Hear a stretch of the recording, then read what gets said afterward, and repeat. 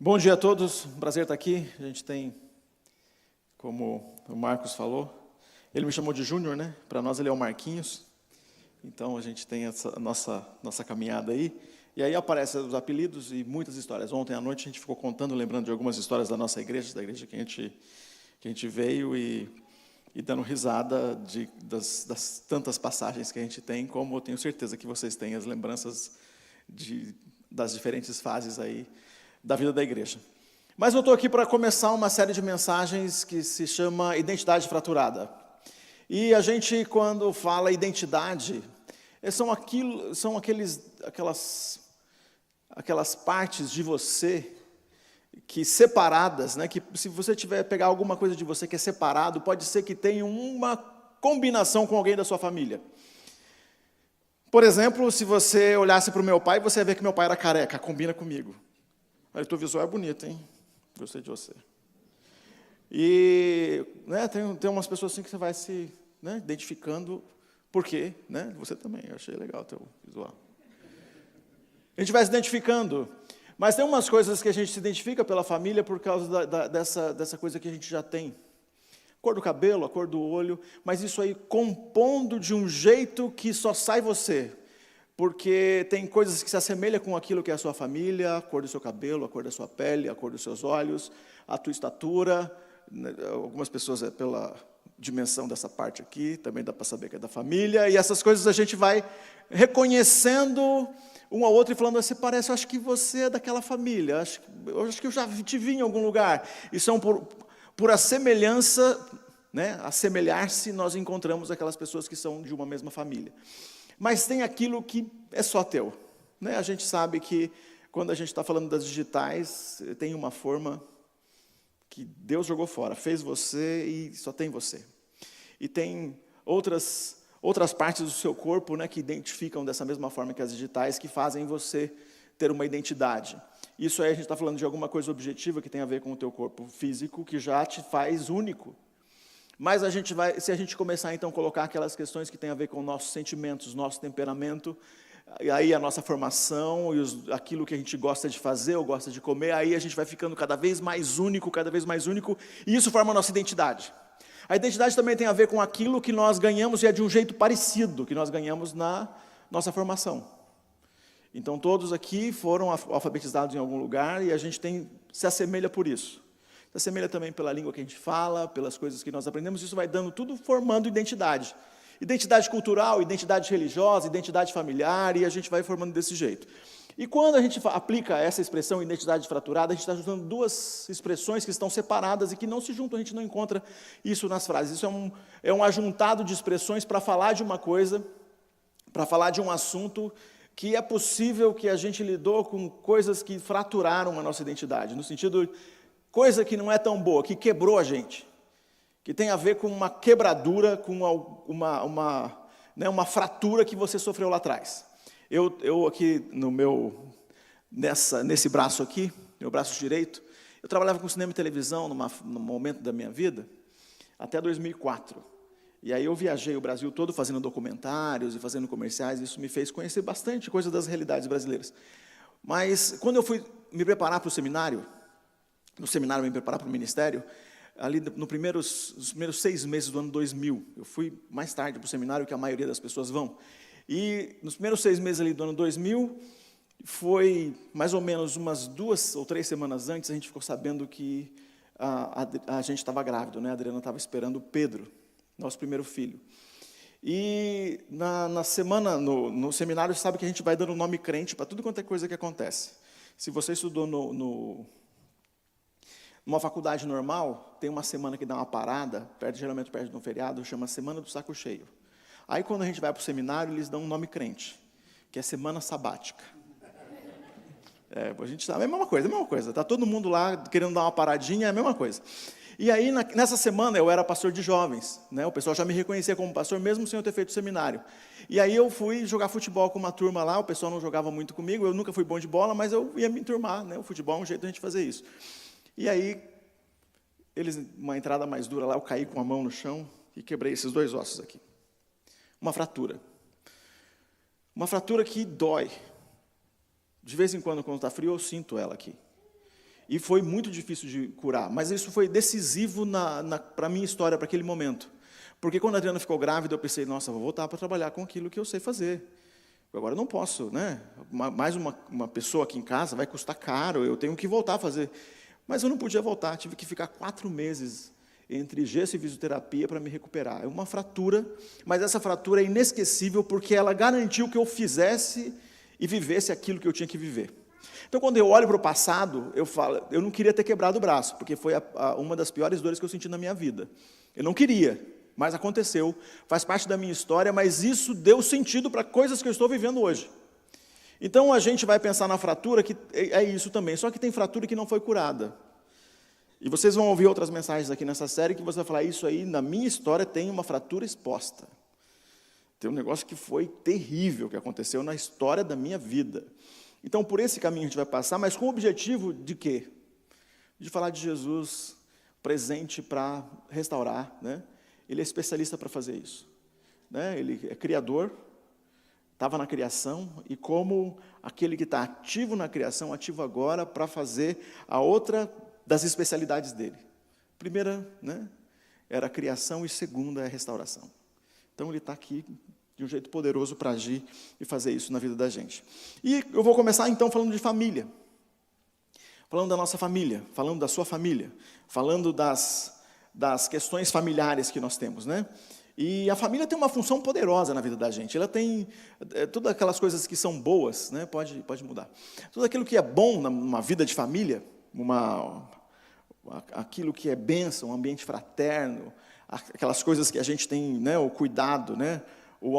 Você chega numa casa e você está vendo ali a convivência das pessoas. Eu falo que tem, dependendo daquele momento, sabe o momento que acontece aquelas declarações assim? Geralmente no aniversário tem um discurso de um, de outro, de repente uma pessoa fala uma coisa, outra fala outra. Eu falo que nesse momento parece que o amor dá para você segurar, assim. Mas tem dia que o ódio também dá para segurar, não tem? Tem dia que é melhor você não ir lá. Você chega no lugar e fala assim, acho que eu vim no dia errado. Tem alguma coisa aqui que não está funcionando. E aí, a gente está falando da casa do outro, mas eu queria que você pensasse na sua casa. Que tem dia que você fala assim, hoje era bom não chegar à visita. Porque hoje a coisa está difícil. Então, a família é esse lugar de experiências, boas e ruins. Experiências que a gente sabe que o ambiente familiar, às vezes, ele pode ser pesado e desafiante. As crises familiares, os relacionamentos, as questões que são resolvidas, mas também há ali questões não resolvidas e desafios, né, que a gente encontra. E na pandemia, eu continuei aconselhando as pessoas do mesmo jeito que eu faço. E algumas pessoas falavam assim, né, a gente fazia mais online do que presencial, e as pessoas falavam assim, graças a Deus pela pandemia. Quando a pessoa falava isso, eu falava, por quê? É porque eu não tenho que, no domingo, almoçar com aquele meu irmão, principalmente por causa da minha cunhada. Aí eu falei, nossa, ela é tão terrível assim, você não tem ideia. Ele resolveu casar com uma bruxa. E me convidou para ser padrinho. Essas histórias que a gente sabe que repete em muitas famílias. Aquele negócio que a gente queria que fosse tudo bem, mas às vezes não está. As coisas estivessem funcionando, mas não funcionam. Esse é o negócio, esse é o ambiente familiar. E queria considerar que você considerasse aqui junto comigo que tem um mito que a gente carrega. Um mito que a gente carrega. A gente nem percebe, mas esse mito está aí carregado no nosso coração. O mito da família feliz. Eu queria desafiar você para considerar que existe a experiência real da família feliz. Mas existe o mito da família feliz, e quando estou me referindo ao mito, assim, não faz nada que vai dar certo.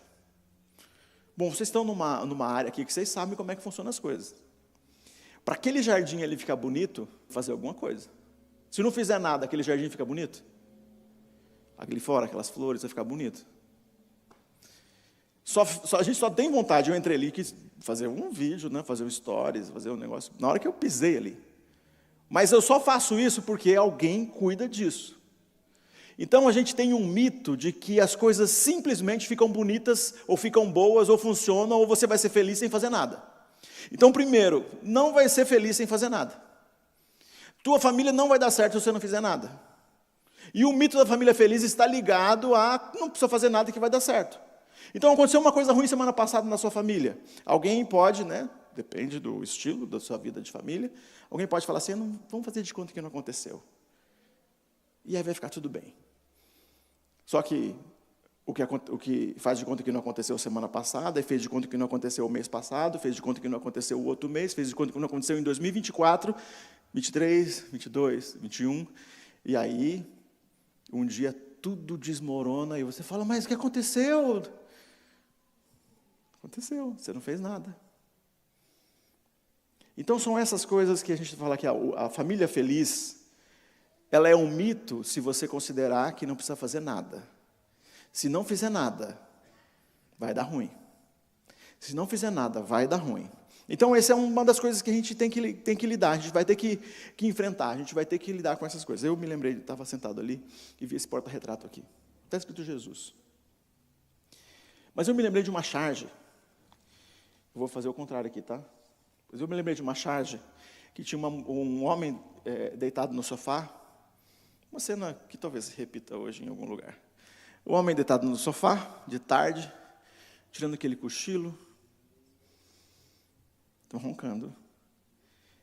E a esposa dele, olhando uma foto assim, ó, no porta-retrato. O primeiro quadro era esse.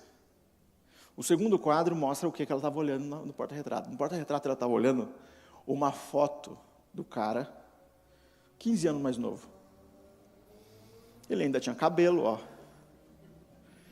Provocando agora, né? Tinha cabelo, a barriga estava menor. Ele estava sorridente, mais fortão. Ela olhando para a foto assim, terceiro quadro da charge. Segundo quadro. No terceiro quadro, ela está pegando ele e chacoalhando ele, segurando a foto. O que você fez com esse cara? Cadê esse cara aqui da foto? Porque tem uma coisa que parece que a convivência vai fazendo a gente piorar. Quando nós somos discípulos de Jesus, o desafio é que a convivência deveria levar a gente a melhorar. Porque uma coisa é certa, envelhecer a gente não tem escolha, vai acontecer. Agora, uma coisa que o discípulo de Jesus precisa escolher é amadurecer. Amadurecer é uma escolha. Então você não tem como evitar um envelhecimento, mas você pode decidir que você vai envelhecer amadurecendo. Porque a coisa mais triste que tem é quando a gente encontra um homem de 50 que se comporta como um adolescente, ou uma mulher de 50 que se comporta como uma adolescente. É uma coisa triste demais. O que eu quero encontrar é um adolescente que é adolescente mesmo, porque eu não quero encontrar um adolescente que se comporta como alguém de 50. Mas, de vez em quando, a gente encontra esses sinais de maturidade. E esses sinais de maturidade, eles aparecem em alguns momentos da vida de família.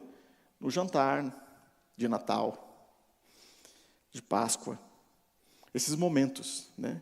E levam a gente a lidar com essas coisas ruins que acontecem. Para falar, assim, mirar numa família, para não falar da minha, para não falar da sua, para não falar das histórias que você já deve ter ouvido e presenciado, e gente que você talvez tenha até ajudado, eu quero falar de uma família que está aqui na Bíblia, no começo da Bíblia. Então, eu queria que você abrisse sua Bíblia aí em Gênesis capítulo 24. E olha só, Gênesis capítulo 24 é essa história interessante aí. É capítulo 24, 25, 26 e 27. Fica tranquilo que eu não vou ler tudo isso, tá? Mas a história toda está aí. É uma saga, é uma história que não começa aqui. A família começa antes, mas eu vou pegar essa. É uma família de patriarcas. Eu vou falar assim, uma família patriarcal está na Bíblia. Você fala, ó, que legal essa família. Deve ser uma bênção.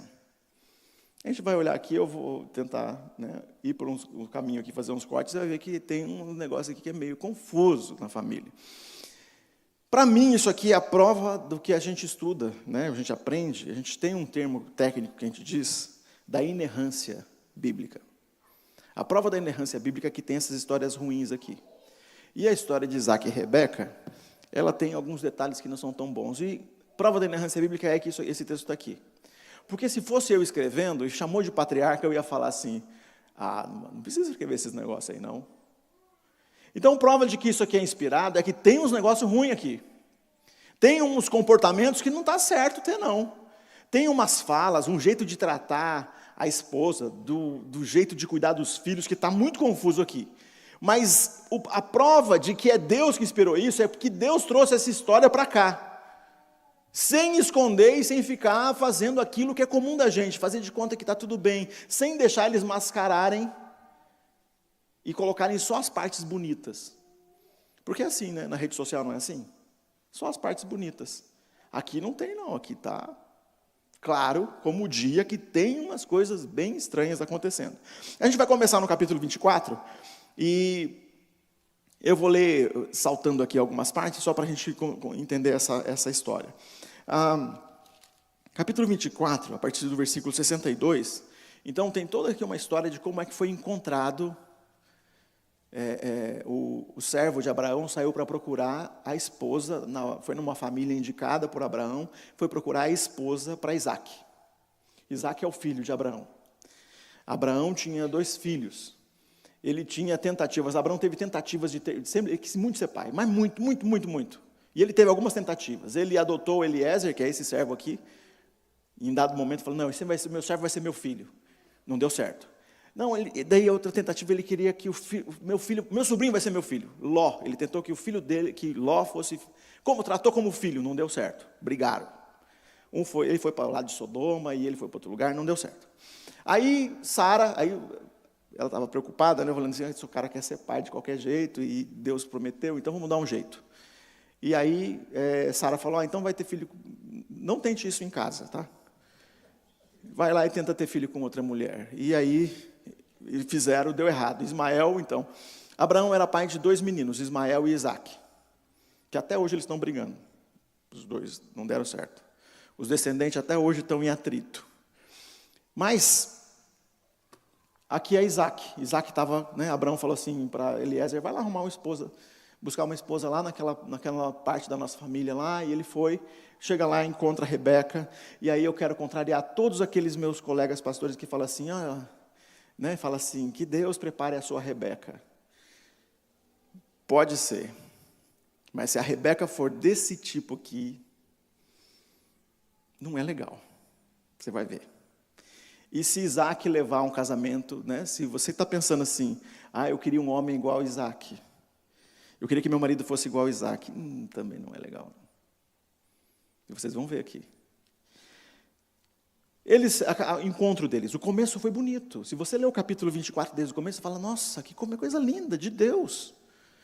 Olha só.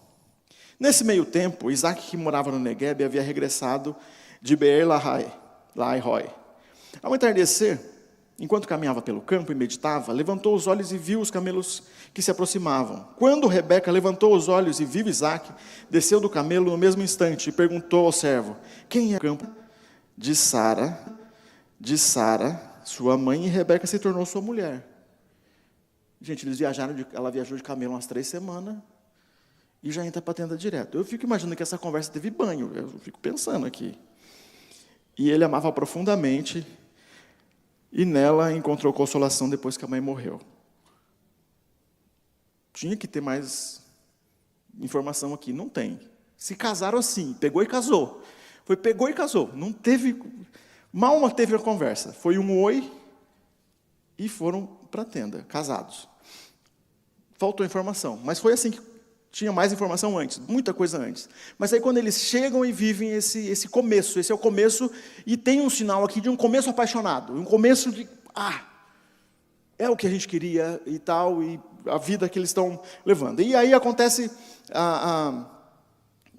uma situação de Rebeca não fica grávida, e a gente quer ter filho, Provavelmente situações que vocês já viram, já enfrentaram, conhecem pessoas que querem ter filhos e não conseguem. Isso aqui aconteceu muitas vezes na Bíblia. E, gente, ora por isso. Porque Deus é danado para fazer isso. Tem muita gente que ora por isso e muito milagre acontece. Eu mesmo já participei, gente, sem brincadeira nenhuma. Mais de 10 casais que não podiam ter filhos, a gente orou e eles têm filhos hoje. Então é uma coisa impressionante, é um milagre que Deus gosta de fazer. Eu sempre falo isso porque tem muito na Bíblia e na história. Provavelmente aqui na igreja deve ter testemunhos como esse. E aconteceu assim também. Esse é o relato, versículo 19 do capítulo 25. Esse é o relato da família de Isaac, filho de Abraão. Quando Isaac tinha 40 anos, casou com Rebeca, filha de Betuel. 21. Isaac orou ao Senhor em favor de sua mulher, pois ela não podia ter filhos. O Senhor ouviu a oração de Isaac. Rebeca ficou grávida de gêmeos. O último casal que eu orei para ter filhos que não podia ter, estava tentando fazer 5 anos, a Bruna ficou grávida de gêmeas. Olha que da hora. Vai dar luz daqui a 1 mês. É a esposa do Pedro, Marquinhos. Do Pedro que eu estava falando, que está plantando a igreja lá com a gente. Os 2 vezes lutavam um com o outro no ventre da mãe, de modo que ela consultou o Senhor a esse respeito. Por que isso está acontecendo comigo? Perguntou ela. O Senhor respondeu, os filhos em seu ventre se tornarão 2 nações. Desde o começo elas serão rivais. Uma nação será mais forte que outra, e seu filho mais velho servirá ao mais novo.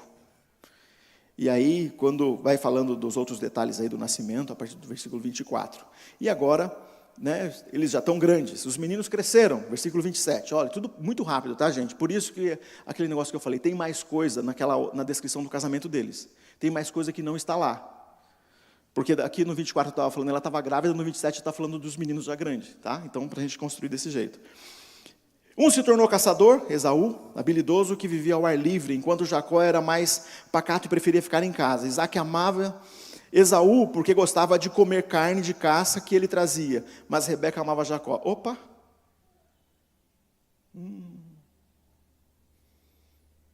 Quem é pai, quem é mãe aqui? Levanta a mão.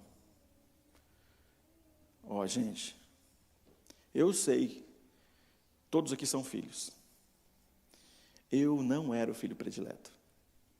E todo mundo sabe quem era o filho predileto lá de casa. Agora, você que papai e mamãe é duro demais se teus filhos sabem quem é o predileto. Aqui tem filho predileto, um da mãe e um do pai. Vai dar certo? Agora, quando a gente lê o texto aqui, você vê que está claro como o dia, que a predileção é assim, terrível. Imagina como é que a predileção, assim, os dois aqui, a gente está vendo que tem um problema aqui no casal. Os dois têm a sua escolha. O pai fala assim, ó, eu gosto dele porque ele é caçador, ele vai para o mato, ele sobe em árvore. E o outro, ele gosta mais caseiro, gosta de ler. Né? Fala assim, esse gosta de rede social, gosta de videogame. Ele pediu um PlayStation, o outro pediu uma espingarda. Né? Aí um pediu um cavalo, o outro pediu, não, eu quero um carro de controle remoto, aí diferente. E aí a gente não é um desafio, né, de um pai que é discípulo de Jesus, você vai ter que amar, você tem que ser o pai que seu filho precisa. Então você vai ter que amar o teu filho daquele jeito. E aí esse pai aqui não sabia. Por que ele não sabia? Porque ele era o filho predileto. Então você aprende com um problema de geração, a identidade, fratura lá na família, ele era o filho predileto. Ismael não era o predileto, o irmão dele. Ele era o predileto da mãe e do pai. E aí ele aprendeu que no mundo existia filhos prediletos. E aí ele também tinha filho predileto. E a mãe também tinha filho predileto. E aí fica nessa história. E eles continuam aqui, a história vai continuando. Aí os meninos grandes, certo dia Jacó preparava um ensopado. Esaú chegou do deserto exausto e faminto. E disse a Jacó, dê-me um pouco desse ensopado vermelho. Por isso que Esaú ficou conhecido por esse apelido. Também, mas em troca me dê seus direitos como filho mais velho. Já teve tem uma relação de troca aqui. Já tem um combinado aqui que faz diferente e essa é a primeira conversa. Eles vão se desacertando. O texto vai continuando, tem um monte de história. Aí, chega num ponto onde entra uma situação difícil na região onde eles estão morando. E Isaac vai morar em outro lugar. Vai morar em outra região. E olha que situação, né? Então, agora a gente para aqui em Jacó e Esaú, para entrar de novo no casal, na vida do casal, Isaac e Rebeca. Eles vão para uma região diferente, e naquela região, capítulo 26, versículo 7. Quando os homens que viviam na região perguntaram a Isaac sobre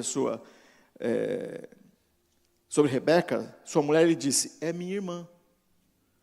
É verdade, gente? Acabei de falar da história de amor deles. Não é verdade, é mentira. E aí ele continua falando. Teve medo de dizer a minha mulher, pois pensou, ela é tão bonita que os homens vão me matar por causa dela. Algum tempo depois, porém, Abimeleque, rei dos filisteus, olhou pela janela e viu Isaque acariciar Rebeca.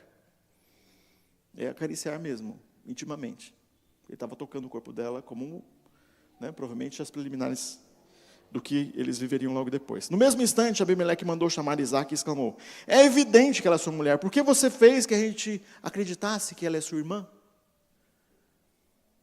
Abimeleque chama a atenção dele. Só que olha só o que acontece. Quando a gente lê o texto todo, a gente vai chegar lá no versículo 19, por aí. Isaque prospera muito naquela região. Ele usou Rebeca. Ele usou Rebeca. Porque olha só, quando ele fala assim, é minha irmã. Imagina só, eu estou com minha esposa e eu falo para vocês que ela é minha irmã. Aí tem um monte de homem solteiro aqui.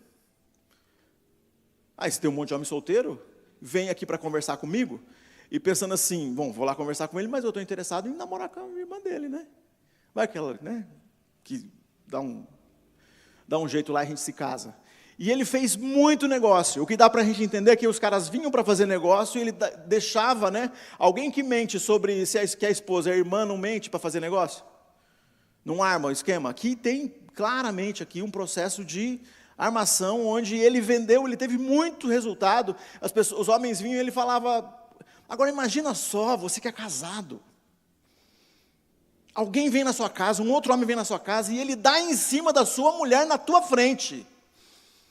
E você faz esse cara acreditar que ele pode casar com a sua mulher. Você imaginou isso? Aí você fala assim, no final, ei, e aqueles boi lá, tem desconto? Aquelas ovelhas? Então, vamos vender aquelas terras lá para mim, mas quem sabe, a gente pode se virar da mesma família, aí você já dá um desconto, porque a gente está... Era isso, então a mulher foi usada. Então imagina como é que uma família se desenvolve num contexto desse, ela se sentiu usada o tempo todo para ele fazer negócio. E é isso, uma identidade que fratura é desse jeito, o casamento deles vai quebrando, e olha só, gente, por que eu estou falando que não é legal se você pensar que você podia ter uma família igual Isaque e Rebeca? Não dá para ser. Não dá para ser, o final deles é muito ruim. Porque assim, gente, se é para pensar numa história, eu quero que a minha história comece ruim e termine boa, certo? Só que aqui, se a gente lê a história aqui, a história parece que começou boa, mas termina ruim. Porque os filhos brigam. Os filhos desentendem. Chega uma hora lá que vai ter a bênção lá, porque Isaque já está velho, sentindo que a morte está chegando. E aí ele fala, certo dia era velho, ficando cego, chamou Esaú, filho mais velho. Estou velho, não sei quando vou morrer. Pegue as suas armas e vá ao campo caçar um animal. O texto continua aqui, contando a história. Aí, olha só. Chega no versículo 8. Rebeca falando para Jacó, sabendo que o Esaú foi para o meio do mato, com a espingarda dele. Chegou para Jacó, que estava lá com o PlayStation, molecão, assim, 40 anos. É verdade, 40. Menino. Você vê como é, como são as coisas, tá vendo? Identidade fraturada, então é sério o negócio aqui. Patriarca. Agora, meu filho, presta atenção, faça exatamente o que eu vou te falar. Vá ao rebanho, traga 2 dos melhores cabritos e eu usarei para preparar o prato favorito do seu pai. Depois leve a comida para o seu pai, para que ele coma e o abençoe antes de morrer. Jacó respondeu a Rebeca, mas meu irmão Esaú é peludo, enquanto eu tenho pele lisa. E se meu pai me tocar, perceberá que estou tentando enganá-lo, em vez de me abençoar, vai me amaldiçoar. Sua mãe, porém, respondeu, que caia sobre mim a maldição, apenas faça o que eu digo. Opa! Mentira, enganação, e aí vai. Gente, só piora. Vai piorando de um jeito que os 2 meninos não se suportam mais, e Esaú quer matar Jacó. Piora de um jeito que Isaque abençoa Jacó, não abençoa Esaú, e olha que coisa, Rebeca amava Jacó, o filho predileto dela. Só que por causa dessa situação, o filho predileto, ela tem que fugir, e ela não vive mais com o filho dela, nunca mais vê o filho dela. O filho dela morre, ela morre e nunca mais vê o filho. Só que o filho predileto vai embora, e o filho que não é o predileto, mas também é filho, odeia ela, porque o filho ameaça matar o irmão, mas queria matar a mãe, porque foi a mãe que armou, e ele ficou sabendo da armação. Então imagina só, Isaac morreu. Rebeca ficou viúva, sem nenhum dos filhos. Que final feliz. Socorro. Agora eu queria que a gente pensar. Pode ser um ciclo ruim que chegou até aqui, mas daqui para frente não passa. Pode ser os desafios que você viveu na tua vida familiar, falou assim, não, tem um limite, chegou aqui, eu vou ressignificar esse passado ruim e vou viver uma outra história, vai ser diferente. Eu me lembro de aconselhar um amigo, que depois se tornou pastor, que estava lidando com um problema na vida do familiar dele. Só ele era cristão, e a família dele não era. E ele falava que tinha uma coisa errada no casamento dos pais dele. Ele me contando. Ele tinha ido para o seminário, estava fazendo estágio com a gente. E aí um dia ele marca uma conversa comigo, ele fala, preciso conversar com você urgente. Eu peguei minha mãe beijando um outro homem. Você imagina o que é isso? Ele estava sentado me esperando, porque eu estava aconselhando outra pessoa, ele estava chorando. Eu pensei, alguém morreu. Mas dentro do coração ele tinha morrido. A mãe idealizada dele tinha morrido. A mãe da ideia perfeita dele. De uma mulher que ele ia procurar assim, vou procurar uma esposa um dia, vai ser parecida com a minha mãe. Mas ele viu uma traição, e aquilo estava matando ele por dentro, um pedaço dele morreu. E ele perguntando para mim, o que eu faço? Eu falo para o meu pai, eu conto para ele o que aconteceu. Ele falou, você vai conversar com a sua mãe primeiro. Falou, mas eu vou confrontar ela, minha mãe, como é que eu vou falar? Ele estava mal, eu ajudei ele nesse processo, ele fez isso. Mas olha que difícil isso.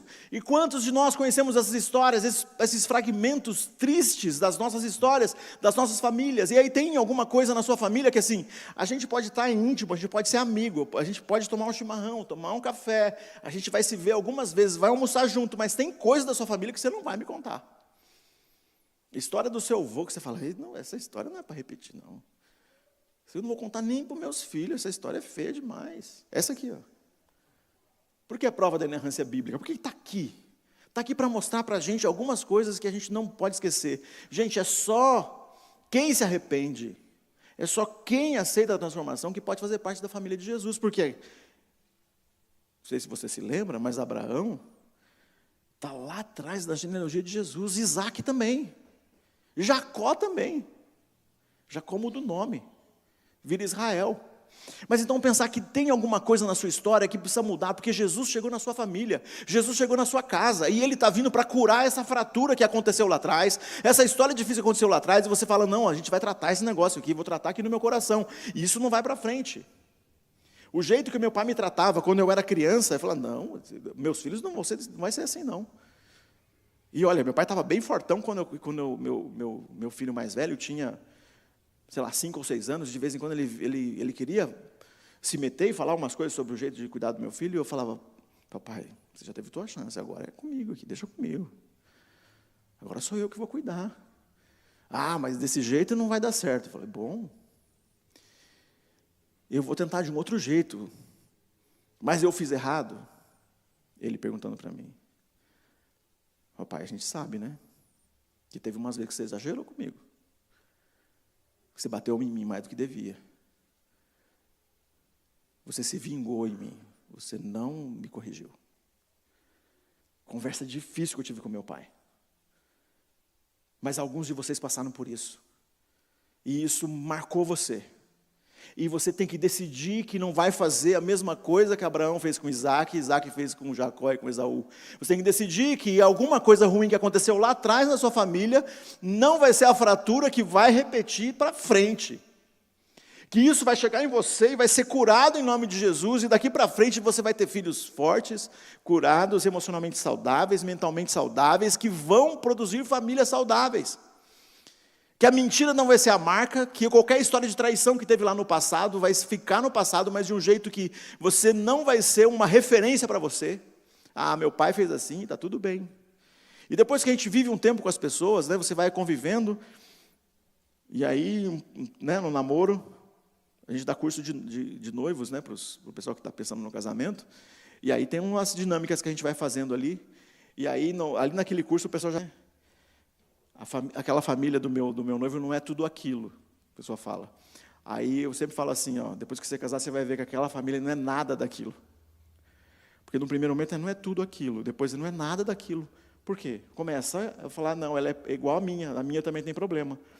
E duas pessoas imperfeitas precisam de Jesus para curar a sua alma, para romper o ciclo, para dizer que tem fim. Pode ir para o último aí. Para dizer que tem fim, para dizer que acaba, para dizer que não vai deixar, né, que o pecado se estabeleça, se repita, que a gente é chamado a ação, a transparência, o compromisso, chamado a cura, a restauração, em nome de Jesus. Eu queria convidar vocês para, nessa série de mensagens, né, nas próximas semanas, a conversa vai continuar por esse caminho, a considerar aquilo que aconteceu na sua história, naquilo que você viu acontecendo, que os seus pais viveram, que você viveu talvez no seu passado, mas considerar que você está diante de um Jesus todo-poderoso, que age libertando, que age restaurando, que age curando. E que é possível você estar entregue a essa restauração. Entregue a essa restauração de um jeito que você pode ouvir de alguém da sua família, me perdoe, e perdoar. Que você pode perdoar sem que ninguém te peça perdão. Você pode fazer uma oração dizendo, eu estou agora, em nome de Jesus, perdoando meu pai. E perdoando, sem que ele venha falar com você. Eu vou dizer que, em nome de Jesus, que eu perdoo aquela situação difícil que eu vivi com o meu irmão e a família dele. Eu perdoo em nome de Jesus. Eu me recuso a carregar essa fratura na nossa relação. Eu me recuso a levar para frente essa dor, porque nós vamos só ficar numa relação de vingança, de quem ofende mais, de quem faz mais cara feia, de quem passa mais, né, distante, de quem faz mais ameaça. Eu me recuso a fazer isso, porque eu sou discípulo de Jesus.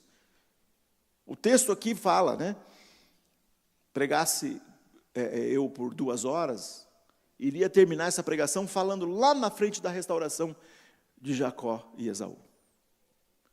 Os 2 irmãos um dia se abraçam, se beijam e choram pelos anos que passaram separados. Por que nós perdemos tempo? E Jacó foi com medo, meu irmão vai me matar, porque se ele quiser ele me mata, porque meu irmão é forte. O meu irmão é guerreiro, meu irmão é flecheiro. O meu irmão cresceu dando tiro, ele não erra um tiro. Se eu tiver que brigar com meu irmão, eu vou morrer. Mas ele foi para encontrar com o irmão dele, teve perdão, eles se abraçaram, eles se amaram. O texto fala que Esaú chorou, Jacó chorou. Jacó mudou de nome, Jacó parou de dizer, né, Deus pergunta, ele tem um encontro com Deus, e Deus pergunta, quem é você? Ele fala, eu sou Jacó. Deus restaurando, porque um dia o pai perguntou, quem é você? Ele falou, eu sou Esaú, mascarado, mentiroso, falso. Ele reconhece diante de Deus, eu sou Jacó. A partir daquele momento, Deus muda a identidade dele e passa a chamar ele de Israel. Então você já imaginou que você decidir que essa fratura vai ser curada, vai te levar a viver os melhores momentos da sua vida e da sua família? Permita essa cura, essa restauração. Deus não violenta ninguém. Quem é violento uns com os outros somos nós. Quem abusa da gente é o diabo. Quem toma o que não é dele é o diabo. E nós, homens, fazemos isso, e mulheres fazem isso também. Jesus não vai invadir a sua casa. Jesus não vai invadir a sua casa. Ele não vai entrar no seu coração à força, você que ainda não aceitou Jesus. Ele não vai invadir nada disso, ele vai se ele for convidado. Então, quando você disser, Jesus, entra aqui, na minha casa, no meu casamento. Meu casamento, eu fraturei meu casamento. Minha família está fraturada pelo meu jeitão de tratar as crianças. Eu não sei o que fazer para a gente restaurar, mas chama Jesus. Chama Jesus. Convida Jesus para entrar na sua casa. Tenha coragem, você, homem adulto, seus filhos estão adultos, tenha coragem de chamar teu filho e falar assim, eu falei com você em um momento, né, quando eu estava te cuidando. Eu falei com você, eu quero te pedir perdão. Eu não quero que você tenha nada no seu coração. Um dia que eu partir daqui, eu quero que você lembre de mim com alegria. Eu lembro com muita alegria do meu pai, porque a gente conseguiu restaurar isso aí. Eu quero que você lembre com alegria do seu pai. Mas, se você fizer isso, mãe, se você fizer isso, mamães, você sabe se você foi controladora ou não foi, se você foi abusiva ou não foi, você sabe. Seja porque tua filha não quer nem vir muito na sua casa hoje, então faz a tua parte. Qual é a tua parte? Eu quero restaurar essa fratura, me perdoa. Eu não sei direito o que foi, o que eu fiz, mas ser pai e ser mãe é cobertor curto. A gente, né, o que aconteceu aqui? Ele aprendeu com o pai dele umas coisas, ele repetiu, ele achou que estava certo e estava tudo errado. E talvez você também tenha vivido isso, mas agora, como uma pessoa de Jesus maduro, passou tempo, agora você fala, não, o que eu fiz? Hoje é o dia que ainda dá tempo. O que está ao seu alcance? Restaure. Restaure. Vamos fazer uma oração? Senhor, Pai Todo-Poderoso, vem e age na nossa vida. A gente quer muito ter filhos, filhas, famílias saudáveis. Gente que tem paz no coração, gente que tem poder em palavras, gente que ama o próximo. A gente quer muito isso. Meninos e meninas, homens e mulheres, vovôs e vovós, gente que se ama, que se cuida, que quer muito estar junto, que fica ansioso para se ver. Mas a gente, por causa do nosso temperamento, por causa do jeito que a gente foi criado, às vezes a gente não quer se ver. E Senhor, se o Senhor não chegar aqui hoje como um convidado especial, talvez algumas famílias, algumas pessoas aqui vão continuar vivendo uma solidão que eles não queriam. Uma separação que é desnecessária, uma fratura que aconteceu, que não precisa continuar. Então, Senhor, venha em nome de Jesus, começa hoje um processo de cura em cada família aqui. Que aquelas histórias difíceis sejam tratadas como um cristão trata, com perdão. Com perdão. Sabendo que a gente, às vezes, só deu o que a gente recebeu. O que a gente recebeu foi ruim. A gente tentou dar melhor, mas foi ruim também. Mas a gente quer acertar. Então, eu peço para aqueles que foram ofendidos, baixarem a guarda. Amar ouvindo, ou amar falando. E para aqueles que ofenderam, que foram ofensivos, não serem arrogantes. Decidirem como discípulo de Jesus, no nome poderoso, no poder do Espírito Santo, voltar lá e restaurar. Para que o seu nome seja grande em cada família, para que o seu nome seja grande nesta igreja, para que o seu nome seja grande nessa cidade. Em nome de Jesus. Amém.